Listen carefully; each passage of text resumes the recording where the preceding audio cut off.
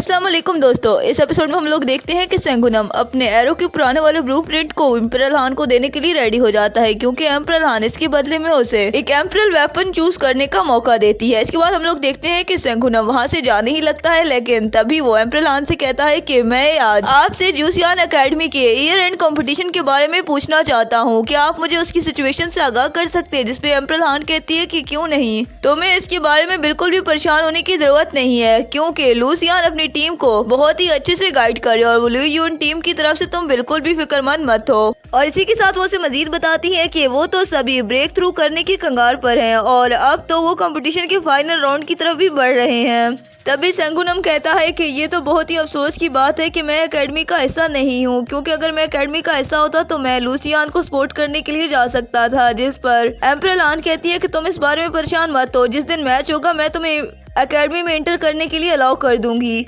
अब मिस्टर हान की ऐसी बातें सुनकर सेंगुनम बहुत ही ज्यादा खुश हो जाता है और वो कहता है कि एम्परल हान आपका शुक्रिया। इसके बाद हम लोग देखते हैं कि दूसरी तरफ गोमैन के ऊपर दो प्लेयर अटैक करने के लिए रेडी हो गए थे और फिर हम लोग देखते हैं कि वो दोनों गोमैन के ऊपर जबरदस्त अटैक लगाते हैं, लेकिन गोमैन एक ही झटके में उन्हें पिछाड़ के रख देता है। दूसरी तरफ हम लोग देखते हैं कि लूसियान भी 3 लोगों का सामना करने के लिए खुद को तैयार कर लेती है, जिस पर वो लोग कहते हैं कि लूसियान देखना आज हम तुम्हें यहाँ से आउट कर देंगे, लेकिन हम लोग देखते हैं कि लूसियान उनकी बातों का असर नहीं लेती और से मुकाबला करने के लिए रेडी हो जाती है। और इसके बाद वो उन लोगों के ऊपर अपनी आइस पावर का इस्तेमाल करने लगती है। उसकी आइस पावर क्या आ गया, वो तीनों बिल्कुल फ्रीज हो गए थे और कुछ ही देर में वो तीनों मर जाते हैं। इसके बाद हम लोग देखते हैं कि लूसियान का लुक तो बिल्कुल ही चेंज हो गया था और उसकी ये लुक काफी ज्यादा डेंजरस होती है। वो उनकी तरफ मुतवज्जह होते हुए कहती है कि मुझे जो भी रोकने की कोशिश करेगा वो इन्हीं लोगों की तरह बुरी तरीके से मारा जाएगा। तभी हम लोग देखते हैं कि गोमैन भी वहाँ पर आ जाता है और गोमैन यहाँ पर पहुंचते साथ कहता है कि कैप्टन तो पूरी तरह से चेंज हो चुकी है। अब हमें सेंगुनम का सीन दिखाया जाता है, जिसमें दिखाया जाता है कि सेंगुनम एक रेतीले तूफान की तलाश में था, क्योंकि उसे चिंगफिन ने बताया था कि अगर वो स्ट्रॉन्ग विंड को ब्रेक थ्रू करना चाहता है तो उसे पहले विंड एनर्जी को समझना होगा। इसीलिए अब सेंगुनम रेतीले तूफान की तलाश में था। तभी उसे एक दूर रेतीला तूफान दिखाई देता है, जो कि उतना खतरनाक नहीं होता। इस पर सेंगुनम कहता है कि ये तो ज्यादा डेंजरस नहीं है,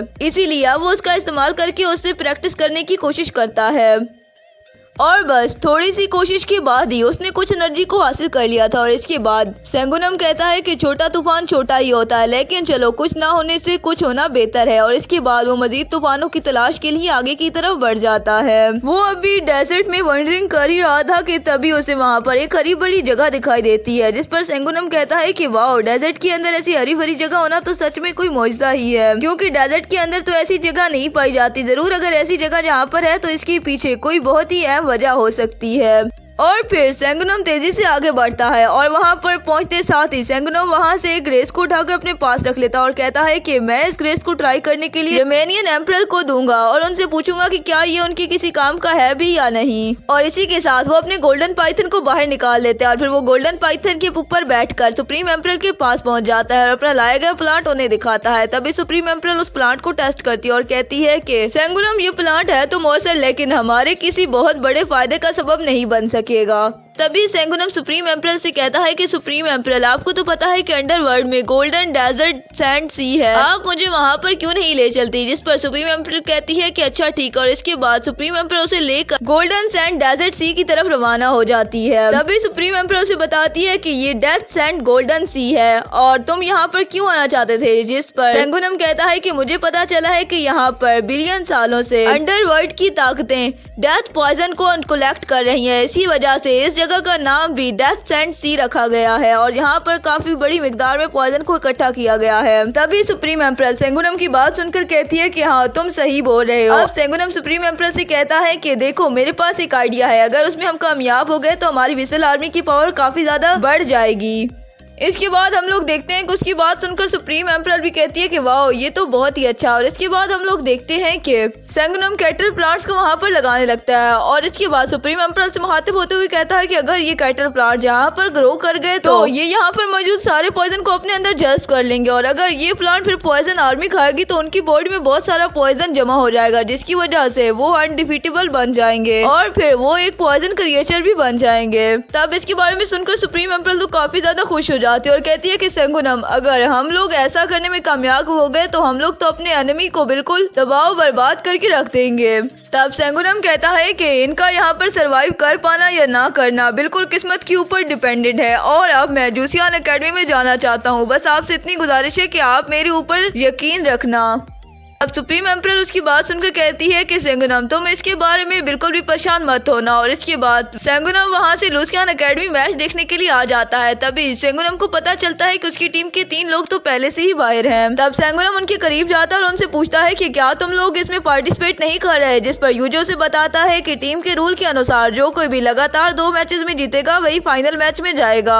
अब ये जो मजीद सेंगुनम को बताता है कि अब हम लोग सारी टीम से बाहर आ चुके हैं, सिर्फ मैदान में कैप्टन और गोमैन ही बचे हुए हैं और मुझे लगता है कि कैप्टन लुसियान और गोमैन जल्द ही हार जाएंगे। जिस पर सेंगुनम कहता है कि मुझे लुसियान और गोमैन पर पूरा भरोसा है, वो अपनी आखिरी सांस तक डटे रहेंगे और मुझे उम्मीद है कि हमारी टीम जरूर जीतेगी। तभी हम लोग देखते हैं कि प्लेयर्स ग्राउंड की तरफ जाने लगते हैं। तभी सेंगुनम लुसियान की तरफ बढ़ता है, लेकिन लुसियान उससे कोई बात नहीं करती और लुसियान सेंगुनम को एक हल्की सी स्माइल करके चली जाती है। और तभी सेंगुनम पास खड़े योयो से पूछता है कि इसको क्या हुआ है, ये तो बिल्कुल बदली हुई है। जिस पर योयो कहता है कि कैप्टन जब से कल्टीवेशन करके आई है वो कुछ बदल गई है। इसके बाद गोमैन सेंगुनम से कहता है कि कैप्टन, मैं कभी भी आपको मायूस नहीं होने दूंगा, मैं पूरी तरह से फाइट करूंगा। जिस पर सेंगुनम भी उसे हौसला देता है और इसके बाद सभी मैच देखने के लिए अरीना की तरफ आ जाते हैं। तभी वहाँ पर मौजूद सभी लोग सेंगुनम को यहाँ देखकर काफी ज्यादा हैरान हो जाते हैं। तभी उनमें से कुछ लोग वहाँ पर मौजूद लोगों को बताते हैं कि खुद कैप्टन हान ने